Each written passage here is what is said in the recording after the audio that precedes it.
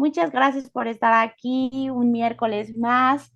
Y el día de hoy estamos muy contentas, muy contentos de que tenemos un invitado especial, ¿no? El día de hoy nos acompaña Eduardo Sánchez para platicarnos un poquito más sobre el tema de producción audiovisual. Él en estos, bueno, recientemente estuvo trabajando en la producción de la serie, eh, esta serie de Prime, ¿no? ¿Quién lo mató? De Paco Stanley. ¿Sí estoy bien, Eduardo? El Sí, nombre de la serie. ujú, Muchas sí. gracias. Y bueno, es muy interesante poder conocer y seguir aprendiendo sobre qué hay detrás de un producto audiovisual. ¿Cómo es que este producto audiovisual se realizó? Eh, y bueno, estamos hoy de manteles largos. Bienvenido, Eduardo Sánchez, a este tu espacio, tu espacio de los recomendados. Y bueno, por favor, si quieres, por favor, presentarte. Adelante. Eh, Bueno, hola, mucho gusto. Mi nombre es Eduardo. Gracias por invitarme. Vengo a platicarles un poquito de lo que hago, de mi trabajo y espero que les guste ir viendo cómo, pues cómo se van haciendo las películas, ¿no? Que es algo en donde yo trabajo constantemente y pues básicamente es pues mi forma de vida y a lo que me dedico y algo que me gusta muchísimo. Me presento. Sí, como menciona Karina, estuve trabajando en esa serie, he trabajado en otras películas, en otras series.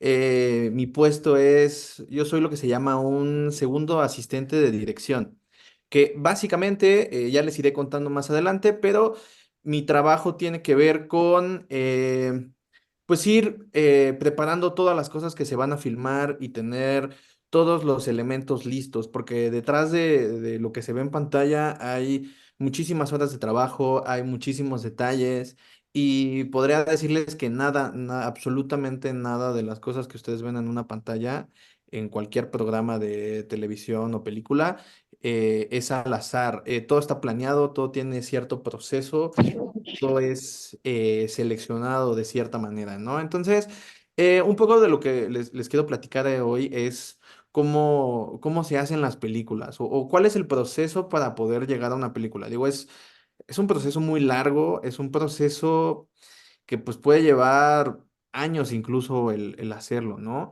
Pero pues es un proceso que empieza a tener como, o sea, empieza desde lo más básico que es conseguir dinero y conseguir el equipo y conseguir la idea y pues va creciendo, ¿no? Y se va haciendo grandote todo. Entonces, pues tenemos una presentación aquí que les vamos a compartir y tiene varios ejemplos que me gustaría que pudieran ir viendo para que, podernos apoyar, ¿no? Entonces, básicamente, cómo se hacen las películas, qué hay detrás de todo esto. Y podría decirles que las películas se componen en tres partes principales, ¿no? Que sería la preproducción, la producción y la postproducción. Si me ayudas con la siguiente diapositiva, por favor, Cari. Entonces, cada una de estas partes tiene su trabajo y se le da cierta dedicación. Y digamos que todo esto se va midiendo, al menos aquí en México, se va midiendo a raíz de semanas. Entonces, eh, digamos, una producción mexicana tiene una cosa que se llama preproducción, que significa desde que se genera la idea y se presenta a los inversionistas, se genera un guión, que aquí les estoy poniendo un ejemplo de una hoja de guión. Y bueno, eh, esta hoja de guión es la historia que vamos a filmar y es lo que va a generar después, eh, pues todo lo demás, ¿no? Entonces todo nace a partir de alguien que está escribiendo en su computadora y que se sentó días enteros a escribir los guiones y posteriormente se produce, ¿no? Que sería la segunda parte, que creo que es la parte más vistosa, es por ejemplo la parte donde yo más trabajo, la parte de producción, la parte de filmar, la parte de hacer todos estos momentos con actores, con stunts, crear los escenarios. Esto regularmente en- tiene una duración en películas de 4 o 5 semanas. Una película más o menos mexicana se filma en esos tiempos.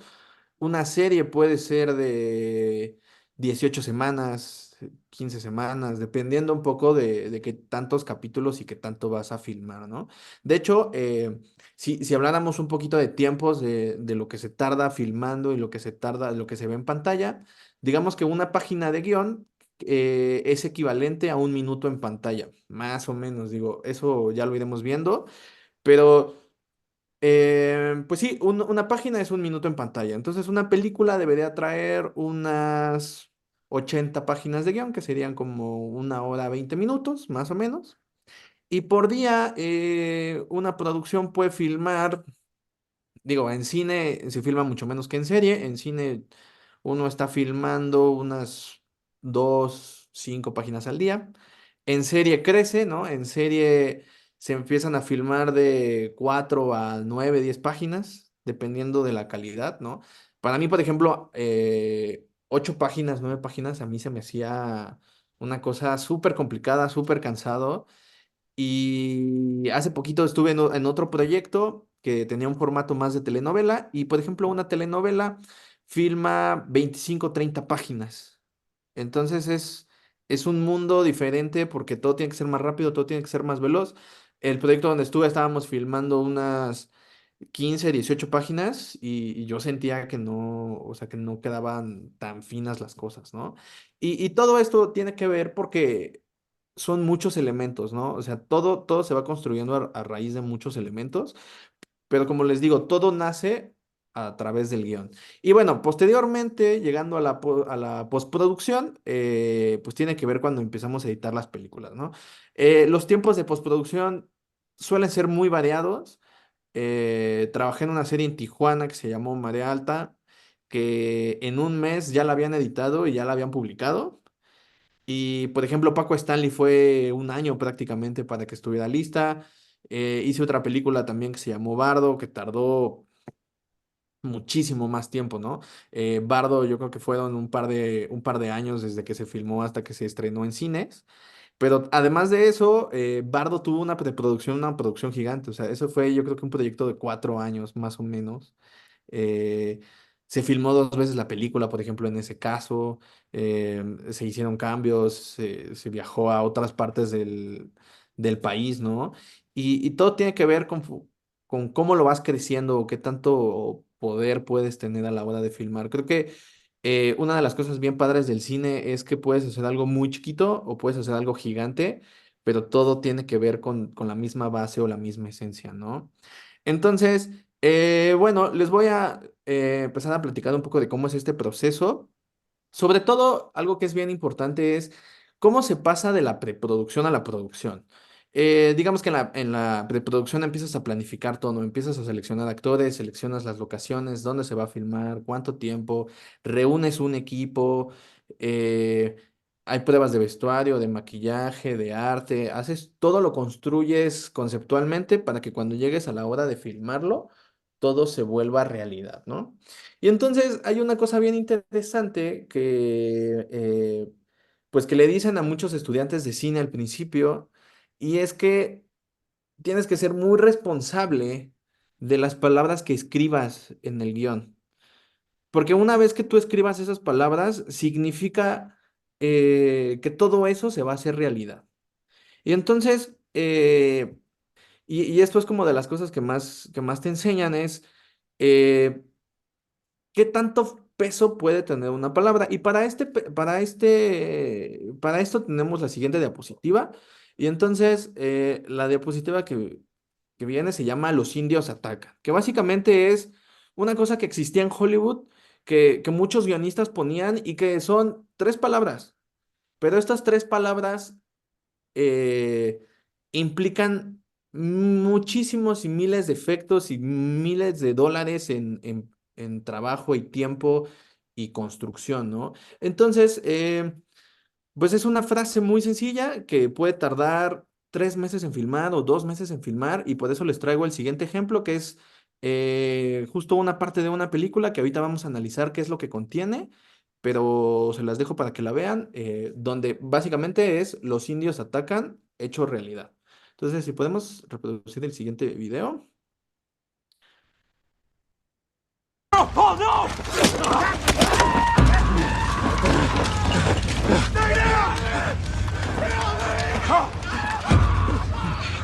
They want us out in the open.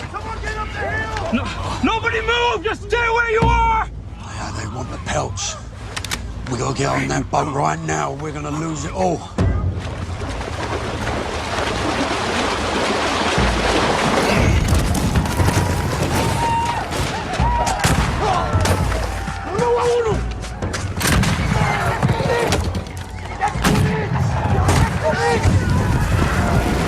Get to the boat!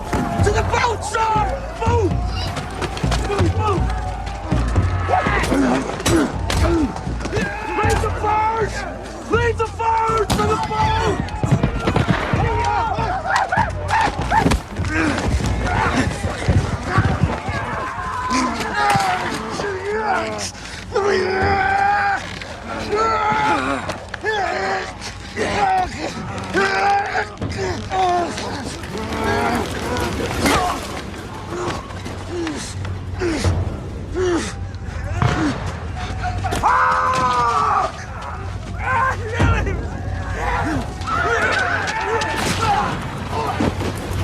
Hawk! Hawk!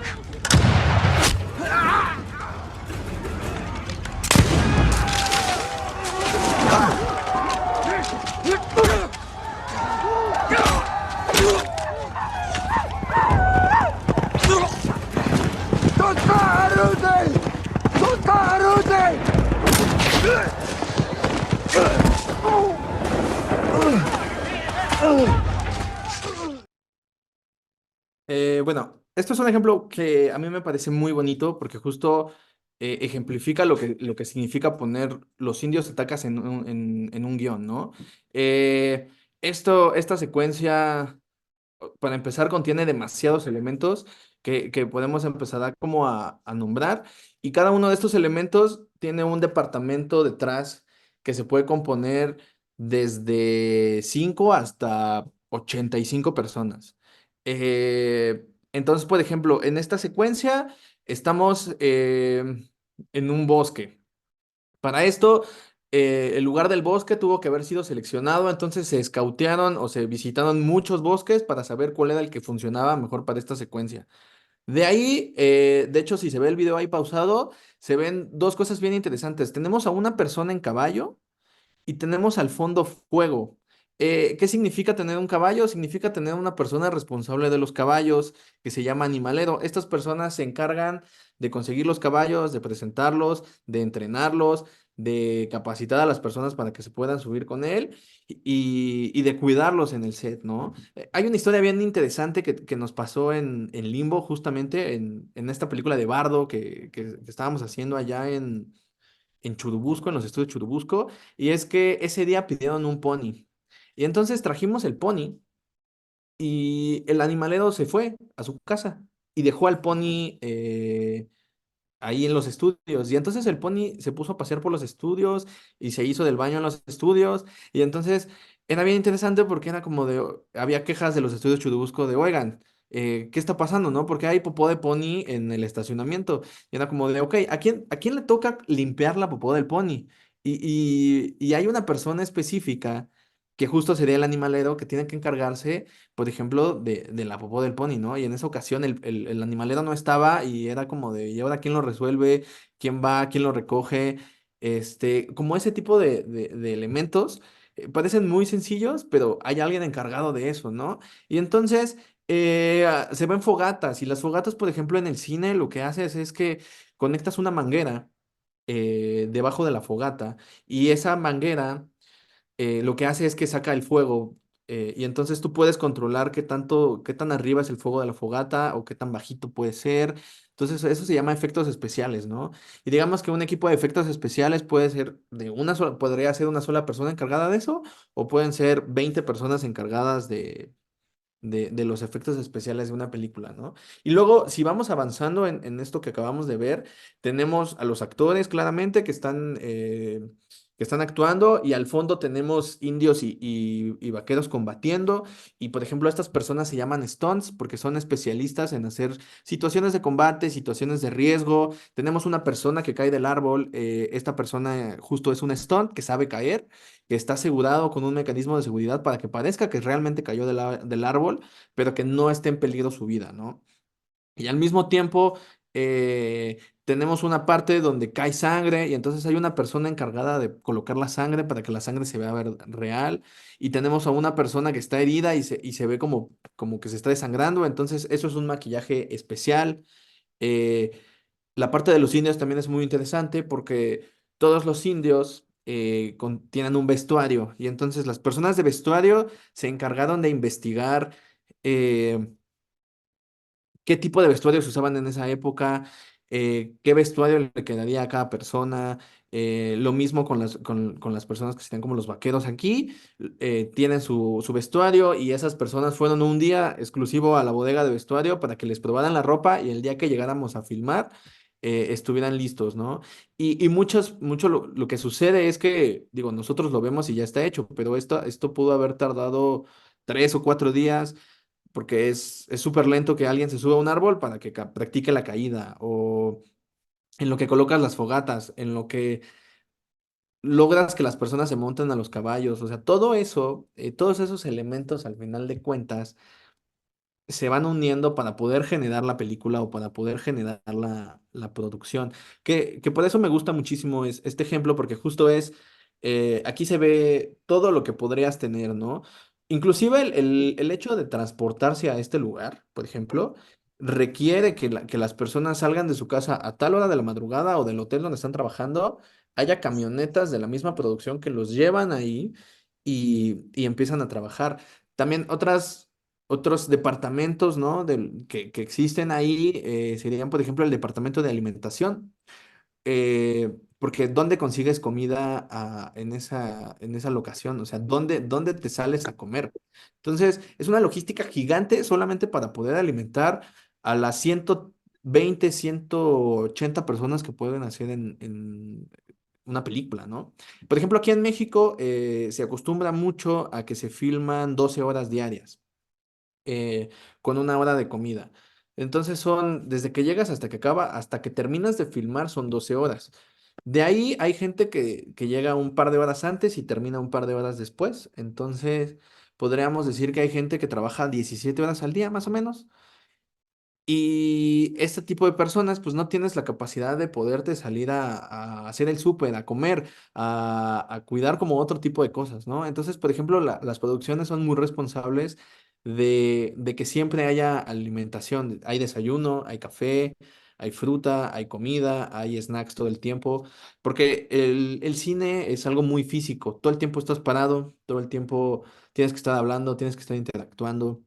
Y al final de cuentas eso cansa muchísimo porque, pues, eh, un cuerpo, o sea, estamos diseñados para trabajar menos horas, o sea, 12 horas, 14 horas de estar sin parar, pues es algo súper complicado, ¿no? En la serie pasada que hice, justo estábamos en Acapulco. Y uno de los problemas que teníamos es que el primer día de Acapulco el servicio de alimentación no funcionaba. Entonces había gente trabajando bajo el sol que no tenía agua, no tenía café, estaban hambrientos, ¿no? Y regularmente la gente come muchísimo en las producciones porque como es tanto esfuerzo, regularmente el menú que nos dan tiene que ver más con carbohidratos. Eh, sí, también hay muchas opciones sanas que se están implementando ahorita, pero sí las porciones tienen que ser mayores porque justo hay gente que no para, ¿no? Entonces, bueno, además de esto, les traigo otros ejemplos donde se puede ejemplificar un poquito mejor cómo se van trabajando los departamentos, ¿no? Entonces les tengo 3 ejemplos de otros departamento que podamos ir viendo. No sé si vamos a pasar a la siguiente diapositiva. Ok, ahí este se llama Cámara and Grip. Lo importante de esto, del equipo de cámara y que regularmente mi puesto al ser dirección, regularmente tiene que trabajar muy de la mano con el equipo de cámara, porque dirección lo que le dice a las personas es qué es lo que vamos a filmar, qué es lo que está sucediendo en la secuencia y cámara dice cómo se va a ver las cosas, ¿no? Eh, la verdad es que el equipo de cámara siempre son como los rockstars de las producciones, siempre son como los que se llevan más la fama, los más consentidos. Y sí, claro, pues el cine en su mayoría, bueno, necesitas la cámara sí o sí para poder filmarlo, para poder contar la historia. Entonces, bueno, los equipos de cámara son los rockstars. Y un poquito lo que se muestra aquí es una película que se llama La La Land y cómo se opera la cámara en esas circunstancias, ¿no? La persona que opera esta cámara se llama Adi Robbins, que es un Steadicam con el que trabajé justo en la película de Bardo. Y bueno, este señor es una persona muy, muy relajada cuando lo conocí. Pero, por ejemplo, algo que me sorprendía mucho de Ari es que este caballero fuma muchísimo. O sea, todo el tiempo lo veía con un cigarro. Y después entendí que esto era porque la presión a la que estaba sometido era una cosa muy brutal. Hay gente que no lo necesita, pero bueno, por ejemplo, Ari es una persona que conocí que todo el tiempo tenía que estar de esta manera porque lo que sucede con cámara es que tienes todo a tu disposición para que se vea hermoso. Y si tú te equivocas, si mueves mal la cámara, si desenfocas, si te equivocas en algo, todo el trabajo detrás de las otras 120 personas se tiene que volver a repetir. Entonces, entiendo perfectamente que es uno de los puestos más estresantes que puedes tener cuando llegas a ser operador de cámara, porque justo tienes que ser muy preciso en tus movimientos y saber que repetir las cosas es extremadamente difícil. Entonces, bueno, podemos darle play, por favor. La La Land, coming soon to On Demand. Okay, girl. Let someone in the door.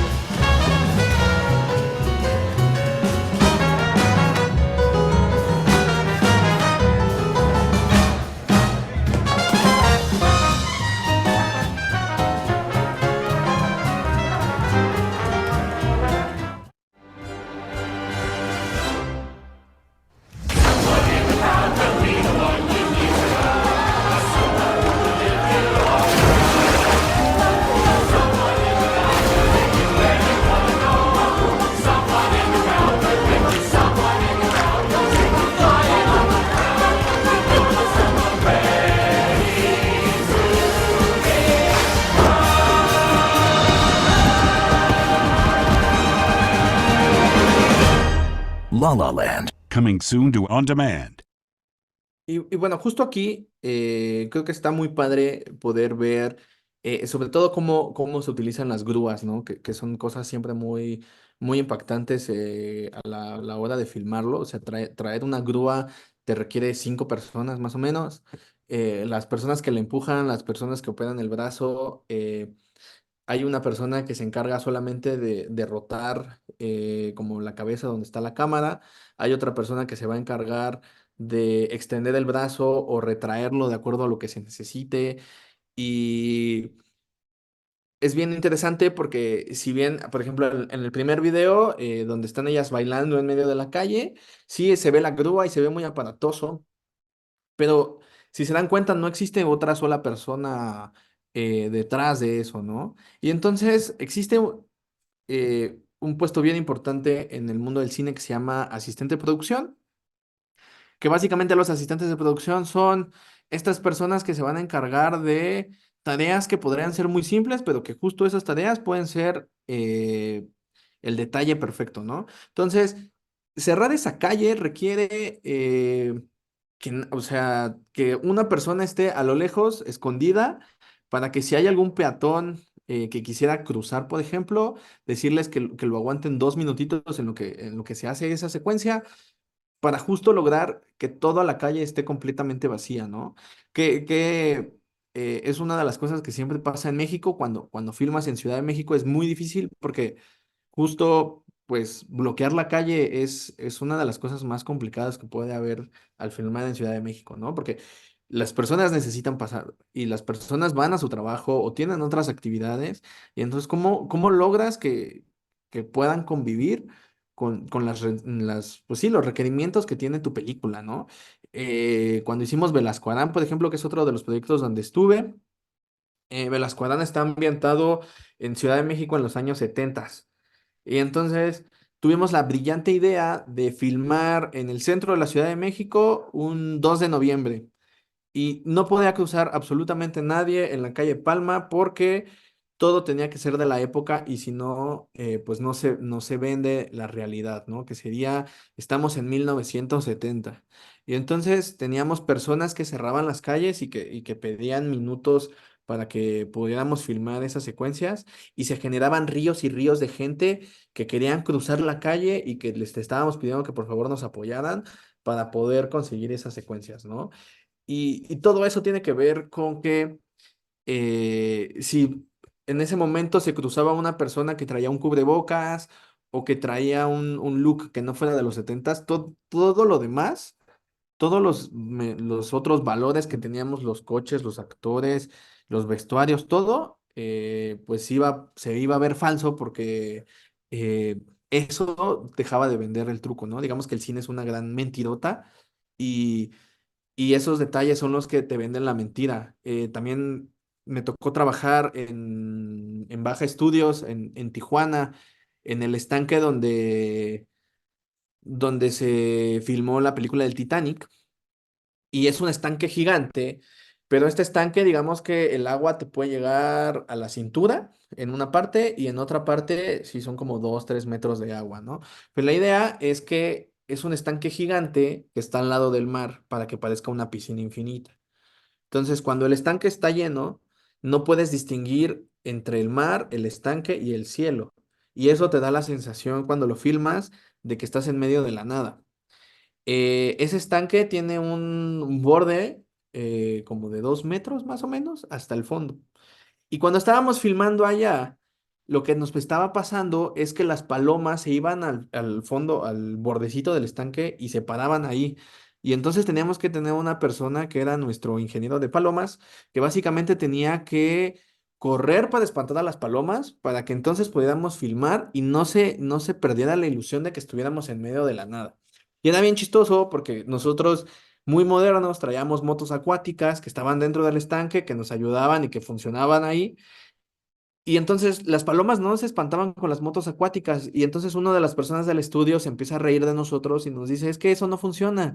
Lo que necesitan es la bicicleta. Y entonces tenían una bicicleta únicamente para que esa persona pudiera avanzar todos esos metros que estaban en el borde del estanque, espantar las palomas, se escondiera rápidamente y pudiéramos filmar, ¿no? Y era mucho más efectivo una bicicleta que unas motos acuáticas que llevábamos.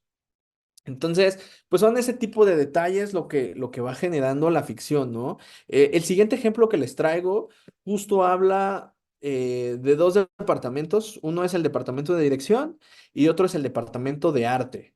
¿Qué es lo interesante aquí? El departamento de dirección son las personas que dan las órdenes, ¿no? Entonces, cuando se va a correr, cuando se filma, regularmente el primer asistente de dirección es la persona que va a empezar a decir, ok, a ver, niños, todos callados, todos concentrados, se encarga de darle la indicación a las personas de cámara, corre sonido. Este, y por ejemplo, este ejemplo es muy técnico porque justo lo que sucede, esto es un plano secuencia en donde en esta película va pasando poco a poco el tiempo, van remodelando un departamento, pero nunca cortas, ¿no? Entonces lo que sucede es que se ve perfecto cómo entran las personas de arte, que es otro mundo, arte es donde les digo que puede ser un departamento de 85 o 90 personas que se encargan en conseguir todas las cosas que se ven en pantalla, ¿no? Las sillas, los muebles, la pintura, las ventanas, todas las cosas que tocan los actores. O sea, todo eso, no, todo eso fue pensado por una persona que se llama diseñador de producción y básicamente define cómo se va a ver una película. Entonces, bueno, aquí se ven los dos interactuando. Eh, Le damos play, por favor.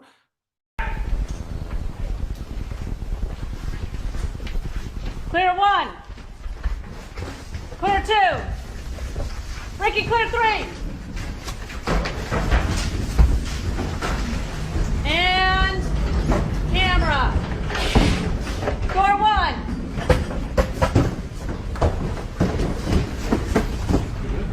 Couch, couch!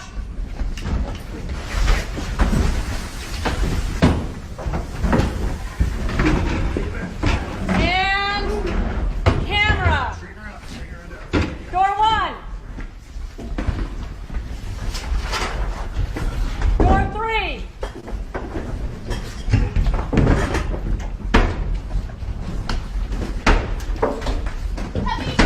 Go! TV, TV! Door one, birthday. That's it. And Ricky.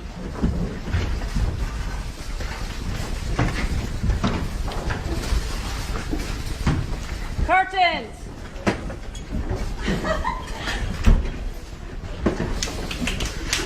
Ricky.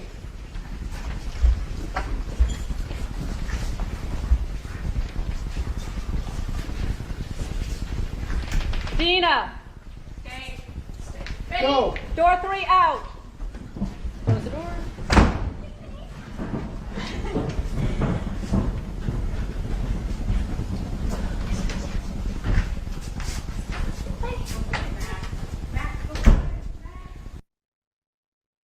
Bueno, este ejemplo también me gusta mucho porque justo se ve cómo va interactuando la cámara y cómo atrás de toda de la cámara, de lo que está viendo la cámara, están sucediendo miles de cosas de personitas que están moviendo muebles, cambiando televisiones.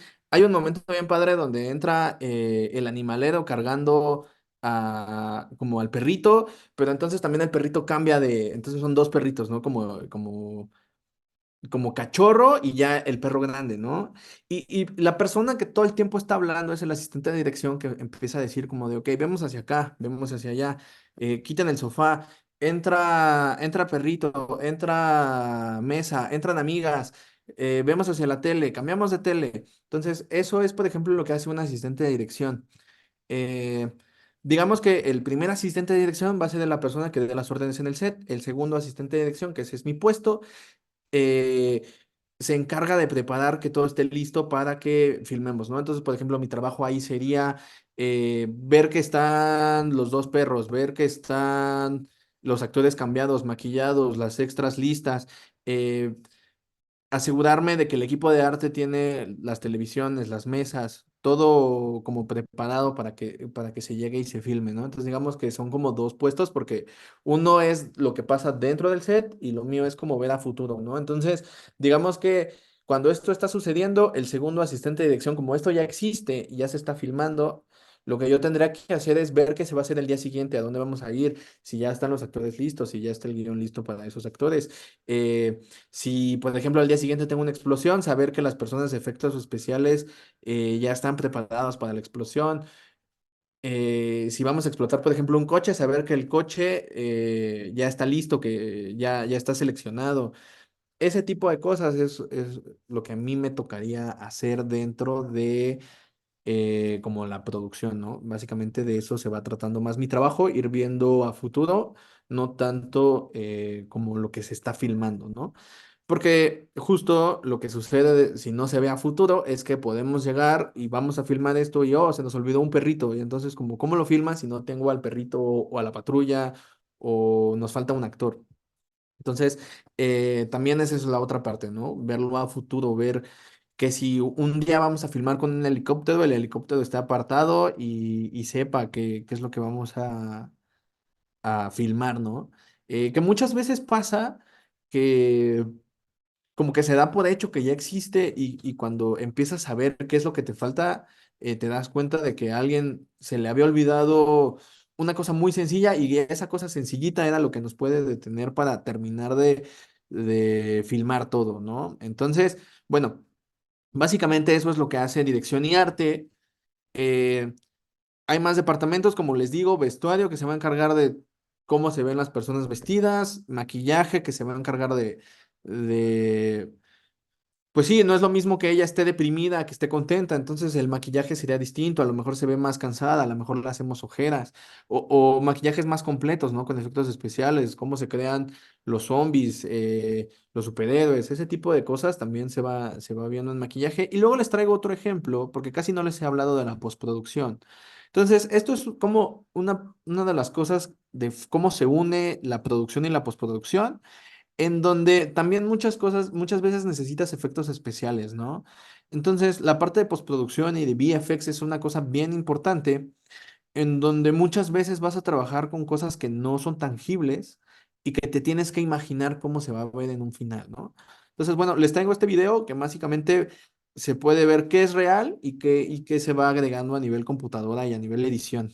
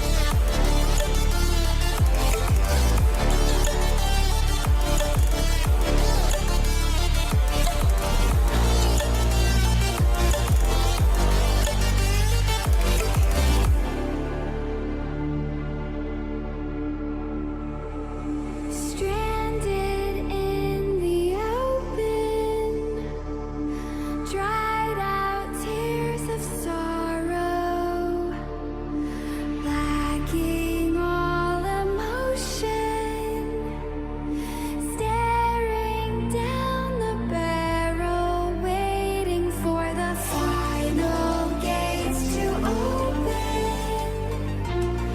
to a new tomorrow, moving with the motion, following the light that sets me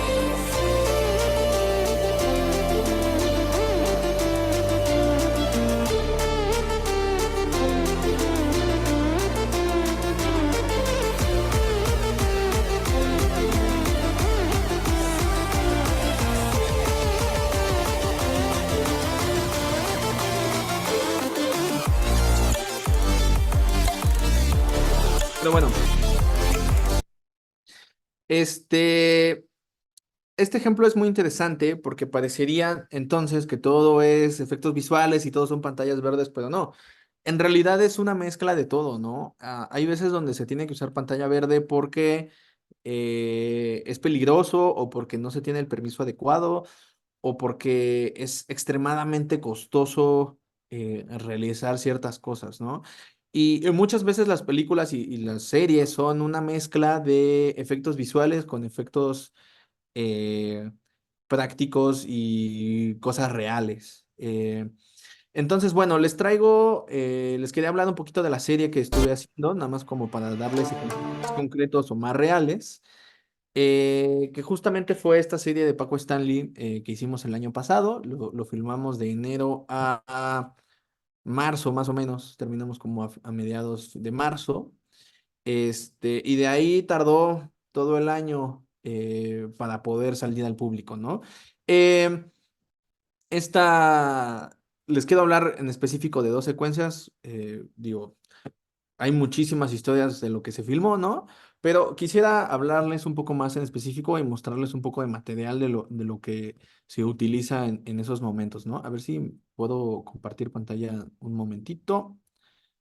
Em,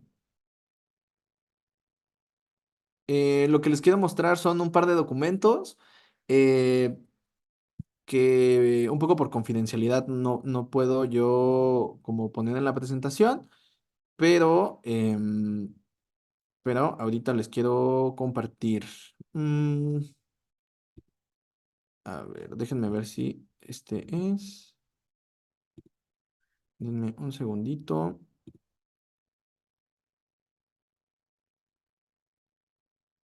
Mm, un segundito, ¿eh?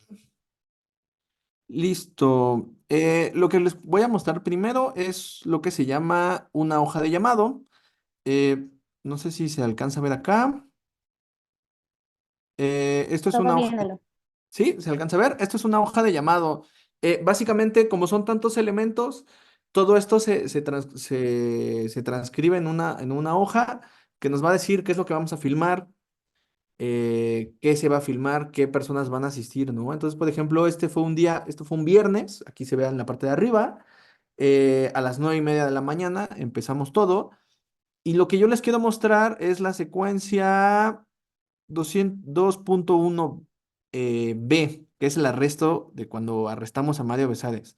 Eh, Aquí lo que se ve abajo es qué secuencias iban a filmar, cuáles eran los actores que iban a venir, los extras que teníamos, los elementos que se ocupan en cada secuencia, ¿no? Se ven los props, el arte, los vehículos, los coches, todo en elementos, ¿no? De hecho, muchas de mis funciones como segundo asistente de dirección es generar este tipo de documentos donde se especifica qué es lo que se va a hacer y luego se puede ver lo que se va a hacer al día siguiente y esa es como la primera parte del documento. Después viene una parte, todas las personas, todos estos son nombres de personas que trabajan en la serie, con sus departamentos y sus respectivas funciones, ¿no? O sea, todas estas son las personas que estaban detrás de ese día de rodaje. eh, y como pueden ver, son muchísimas personas, desde lo que sería alimentación, catering, el arte, vestuario, dirección, todo mundo que viene detrás de todo, de lo que se va a ver, ¿no? Y luego el siguiente documento que les quiero compartir, a ver, denme un segundito, es cómo se ve a nivel guión. Lo que les voy a mostrar ahora es, no sé si ahí se alcanza a ver, sí. Esto es cómo se veía a nivel guión. Entonces decía, exterior de la casa, Mario se detiene totalmente desconcertado. Y aquí se va especificando, o sea, aquí se va contando la historia de los agentes, Mario, el procurador, de entre los autos estacionados y las patrullas afuera de la casa, se asoman varios vecinos a curiosear, está el procurador, te lo va describiendo.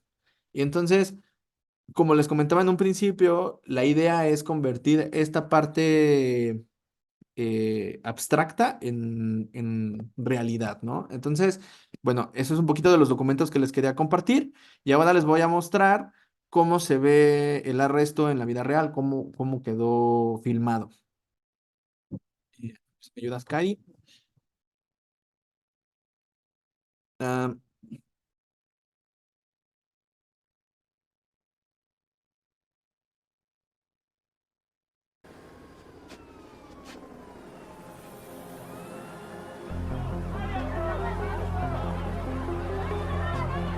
¿Qué está pasando? Señor Mario Rodríguez Besares, se encuentra usted indiciado por el homicidio de Francisco Stanley Albaitero. Lléveselo. No se resiste, lo puede retirar. ¡Me lo puede llevar! ¡Tiene que declarar antes! Estamos cuidando sus derechos, señora. ¡Mario! ¡Mario! ¡Mario, no hables! ¡No hables! Yo le voy a dejar al abogado. ¡No hables con nadie, Mario! ¡Déjame entrar a mi casa!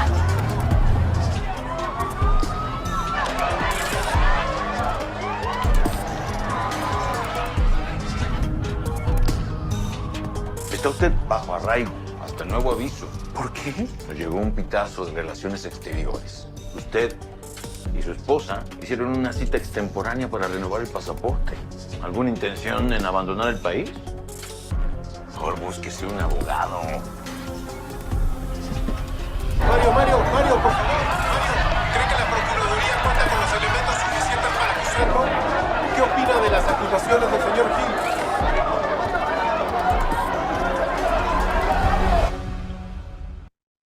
y bueno, ese es como el ejemplo de cómo se traduce de papel a la realidad, ¿no? O lo que se ve en pantalla.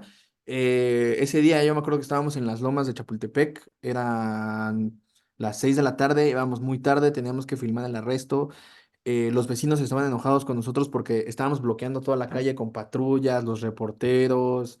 eh, Teníamos como 4 cámaras, teníamos 3 cámaras eh, como de cine, más otras Betacams, que son como cámaras que hacen que se vea como televisión antigua.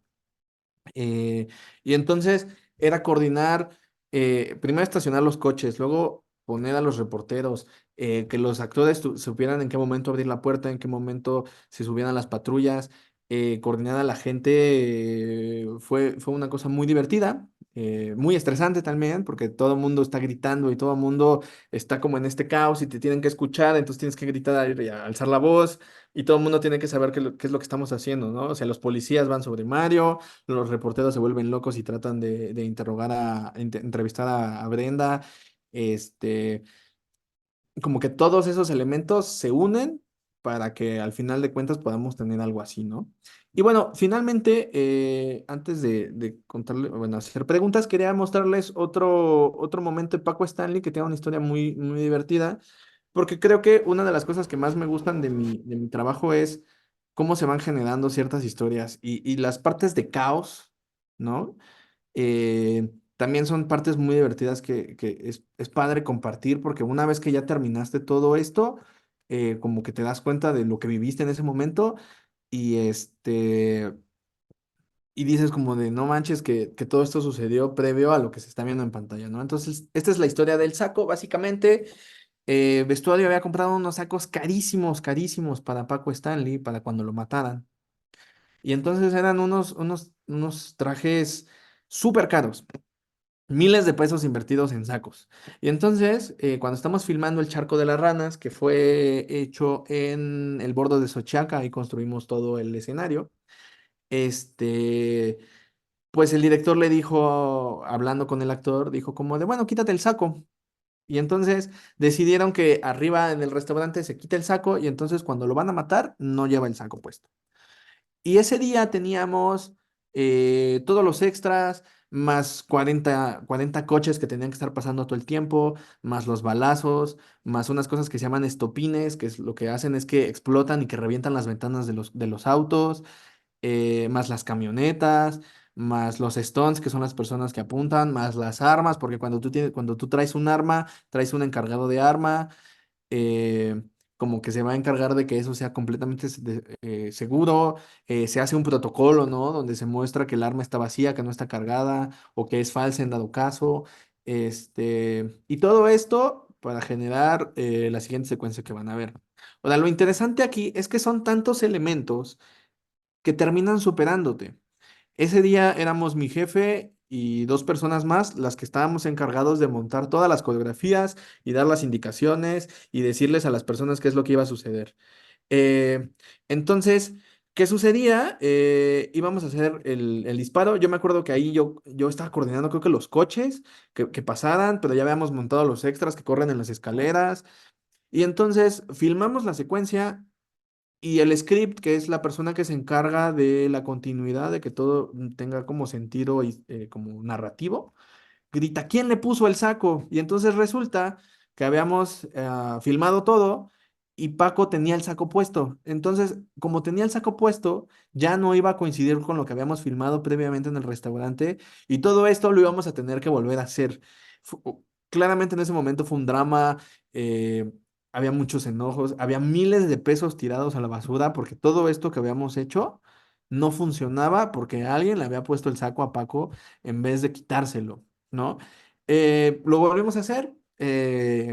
Fue una tarde muy estresante. Al final funcionó, quedó. Entonces lo que les vamos a mostrar es una de las partes finales de cómo queda esta balacera. Pero justo fue eh, después del drama que tuvimos con el saco, ¿no? Entonces nada más vamos a darle play, por favor.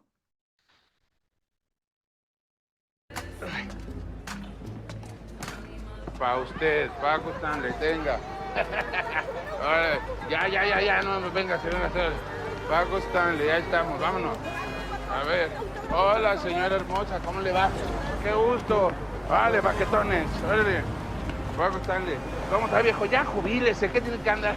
Salimos de la taquería. Yo la verdad estaba muy emocionado de que a Paco le había gustado mi programa. Sorpresota que me diste, ¿eh? Qué buena idea la de tu programa.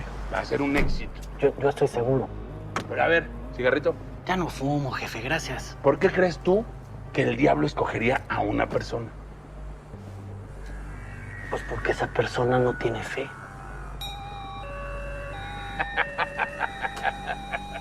Vamos a hacer tu programa, vamos a cambiar.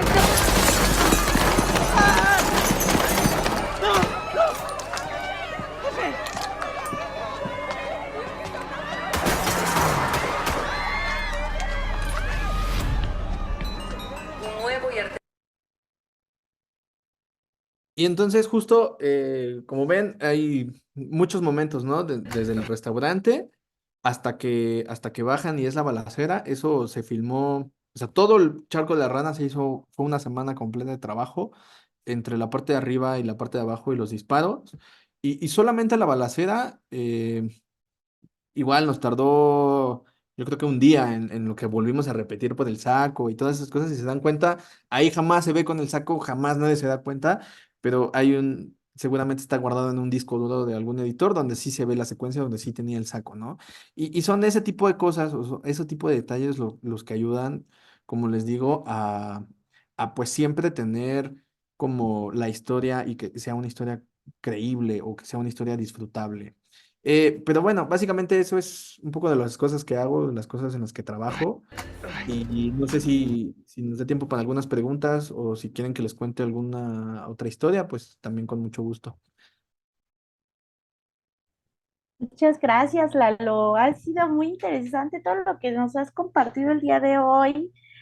Un panorama muy completo. Nos has llenado muchas más preguntas, ¿verdad? O sea, el tiempo de verdad nos falta porque es un mundo, es un enorme mundo lo que hay detrás de, de las series, de las películas, de la realización. Y bueno, aquí tenemos, vamos ahorita pues a dar unos pequeños minutos para dar cierre a la sesión. Y bueno, por ejemplo, Luisa, aquí nos levanta la mano. A ver, Luisa, adelante. Este, bueno, pues felicitar a Eduardo porque a pesar de que se ve bastante joven, pues muestra un gran dominio de su trabajo y de lo que es el cine en general. Muchas gracias. Y que mucho éxito en el futuro. Muchas gracias. Gracias, Luisa. Aquí en el chat también te pusieron, voy a leer en el chat por si alguien más quiere hablar y levantar su manita. Eh, por ejemplo, nos dice Carlos, quiero expresar mi más sincera admiración, gratitud por tu talento y dedicación como director. de cine. Tu visión creativa, habilidad para contar historias y capacidad para emocionar a las audiencias son verdaderamente excepcionales. Cada película la que has trabajado es una obra maestra en sí misma y tu pasión por el cine brilla a través de cada fotograma. Tu habilidad para guiar a los actores, coordinar equipos y plasmar tus ideas en la pantalla grande es digna de admiración. Gracias por regalarnos momentos inolvidables en la gran pantalla. Tu trabajo ha dejado una huella imborrable en la industria cinematográfica y en nuestros corazones como espectadores. Felicidades por tus logros y que sigas inspirándonos con tu arte. Muchas gracias, Carlos. Muchas gracias. Adelante, Araceli, por favor. No, pues nada más quiero expresarle mi orgullo por ser mexicano y ser tan joven en este mundo de la dirección. Y bueno, si en este rato, en esta hora que nos compartió, nos tenía, pero así embelesados, al menos a mí, pues no me quiero imaginar ya viendo cada una de sus películas cómo vamos a estar. Pero bueno, muchísimas gracias, te agradezco tu tiempo y estamos aquí pues, echándote porras para que sigas adelante. Muchas gracias. Muchas gracias. Adelante, Teresa. ¿Qué tal, Eduardo? Buenas tardes. Pues felicitarte, y como bien ya dijeron anteriormente, te ves muy joven para ya tener una carrera, creo que muy avanzada. ¿Eres director de la película? Yo soy asistente de dirección. Asistente. Exactamente. Todavía me falta, ¿no? Para poder yo ser director. Digo, cada proyecto que voy haciendo, pues me va dando más experiencia y voy trabajando con otros directores para ir, pues creciendo, ¿no? Y justo aprendiendo más de ellos. Es bien interesante porque en Estados Unidos el puesto se llama Assistant Director, que es bien distinto que asistente de dirección, ¿no? En México estamos más acostumbrados a ese término, pero Assistant Director sería más como un director asistente. Entonces, pues de las pequeñas cositas que a mí me tocan dirigir dentro de pues las películas o las cosas que he hecho es, por ejemplo, los extras, ¿no? Yo les tengo que decir hacia dónde corren, cómo reaccionar a los disparos, hacia dónde caminar, cómo ordenarlos. Esa Ok. tiene que ver como de la parte que yo hago como dirección o que yo voy dirigiendo personas, pero todavía me falta pues bastantillo para poder seguir avanzando, ¿no? Y poder, pues dirigir más cositas. Ok, pues muchas felicidades y mi curiosidad es porque una sobrina está estudiando justamente cine, Ujú. cinematografía, y no sé si eso de director, productor sean así como especialidades como otras carreras. Sí, cada departamento tiene su propia especialización. Eh, Regularmente cuando estudias cine te dan digamos, como un panorama de todo, de cómo funcionan todos los departamentos. Y de ahí uno se va especializando en lo que le gusta, ¿no? Escuelas como por ejemplo el CCC sí tienen como dividen a los alumnos en cosas más específicas, ¿no? Los de cámara se van a hacer cámara, los de dirección se van a hacer dirección, producción, producción.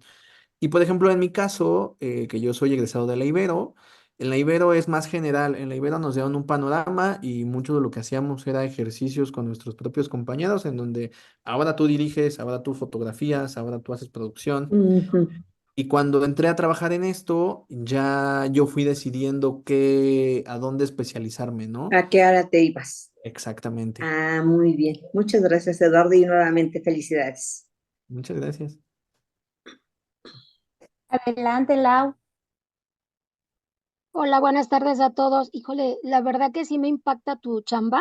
Qué increíble en dónde estás. Y bueno, ¿les pides autógrafos cuando estás, por ejemplo, junto a Ryan Gosling? ¿O no te desmayas de lo guapo? ¿No? Perdón, pero dices, ay, estar ahí con esas estrellas. Híjole, yo sí me muero. Pero bueno, un abrazote y qué envidia tu chamba, ¿eh? Te felicito mucho. Excelente trabajo. Un abrazo. Saludos. Muchas gracias. Fíjense que, al menos en mi caso, yo casi no pido como autógrafos o fotos.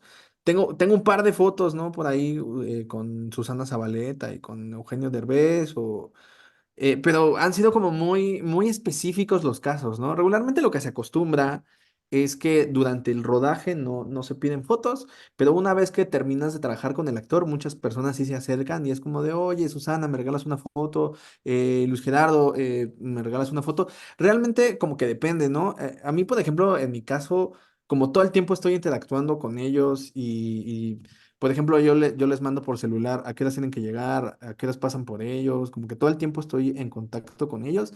Pues regularmente ya llegó a un punto donde los empiezo a conocer más como personas, ¿no? Como de, eh, pues empezamos como a cotorrear más de, los veo todos los días, esos son mis compañeros de trabajo, pero pues sí llegan a existir ocasiones donde sí, pues sí, he tenido un par de fotillos, pero casi no, casi no me ha tocado. Muchas gracias. Raquel, adelante. Pues yo quiero felicitarte de veras, porque una persona tan joven y tan brillante, de veras estoy sorprendida, ya mis compañeros te han dicho todo. Yo lo único que te digo es que te felicito y felicito a la maestra Karina, que mis respetos, nos está trayendo puras eminencias. Y sí me gustaría saber qué edad tienes y cómo iniciaste todo esto, cómo iniciaste y qué edad tienes, porque sí estoy sorprendida. Eres todo un talento, muy joven y muy exitoso. Gracias. Muchas gracias. Bueno, yo tengo 28 años, pues inicié, la verdad es que yo siento que tuve un poquito de suerte a la hora de comenzar, porque yo terminé la escuela y una amiga mía trabajaba en una casa productora y me dijo, oye, hay un comercial de Home Depot que vamos a hacer en Toluca, no sé si te gustaría venir. Y yo dije, bueno, está bien. Y yo, sin conocer personas, sin haber participado nunca en algo así tan grande, me fui al comercial y mi amiga no pudo ir, llegó tarde y entonces yo llegué solito y no conocía a nadie y entonces conocí al productor de ese comercial, que se llama Enrique Ramírez. Y, y ya, y me dijo como de, mira, pues ayúdales en esto y ve haciendo estas cositas, ¿no? Y ese mismo día yo me acuerdo que terminamos de filmar, yo me iba a regresar aquí a Ciudad de México y me dijo como de, oye, pues qué padre que viniste, a lo mejor, bueno, tenemos otro comercial el viernes, ¿no? Y estaría padre que te unieras porque pues le echaste muchas ganas. Y yo dije, bueno, va. Y entonces fue al siguiente y al siguiente y así me fui quedando y así me fui, pues ahora sí que pegando y me fui como moviendo hacia donde más me gustaba, ¿no? Al principio, pues era más como de yo iba como aprendiz o me iban enseñando, no me pagaban, tardé un par de proyectos en que me pudieran como aceptar ya como de, bueno, ahora sí te vamos a pagar, ¿no? Y ya de ahí pues ha sido como de ir creciendo y ir conociendo personas y pues pues sí, ha sido como un proceso de años, como de irme moviendo poco a poco y cada proyecto que voy haciendo, pues voy aprendiendo algo nuevo, ¿no? Y empecé como, hice comerciales y de ahí me salió una película y luego me salió una serie y así como que he ido avanzando y justo como que se trata de seguir buscándole y seguir avanzando y seguir viendo de qué manera se puede seguir creciendo.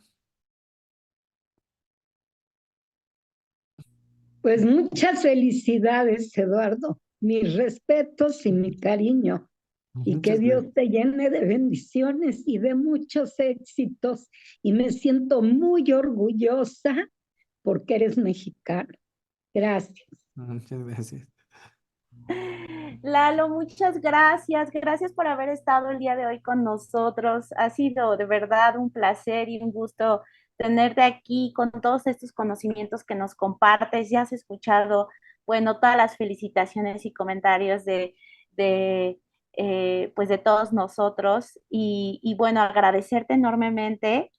Ojalá pronto puedas otra vez venir con nosotros para seguirnos contando más, ¿no? Más y más de tus proyectos. Y bueno, ¿qué les parece si nos tomamos una foto? Prendan su cámara, chicas y chicos, para que tengamos nuestra foto con nuestro invitado y bueno, pues ustedes también digan, así como Lalo tiene su foto con Susana Zabaleta, nosotros tenemos nuestra foto con Lalo, ¿no? Y entonces, puedan presumir esta foto y digan, por supuesto, yo también tengo mi foto con Lalo. Entonces, bueno, vamos a tomarla, yo les cuento eh, ahí está, va. Todos vamos a tomar la foto, va, una. Dice Clau que no funciona tu cámara. No te preocupes, Clau. Ya sale tu nombre. Sonreímos por ti. Ya sabemos también que estuviste aquí. Lo importante es que disfrutaste la charla. Gracias. Va, una, dos, tres. Eso, muy bien. Muchas gracias. Ya tenemos la foto, se las mando. Y bueno, Lalo, ¿algo más que quieras decirnos? Pues nada, muchísimas gracias por escucharme, por su tiempo. Qué padre que les gustó, que era lo que más nervioso me tenía, ¿no? Que les gustara. Pero bueno, qué gusto conocerlos, qué gusto platicar y convivir con ustedes. Y qué bueno y muchas gracias por la invitación, ¿no? Por dejarme compartir este espacio con ustedes. Muchas gracias, querido Lalo. Muchas gracias. Gracias a todas y todos. Gracias, Eduardo, qué gusto. Gracias. Qué honor, gracias. Lalo, si Que requieres sigas actrices de con mucho tercera edad, más. aquí hay muchas, ¿eh? No nos olvides. Un abrazo, felicidades, muy orgullosa de ti. Mucho éxito. Gracias. Que continúen, exacto. Sí.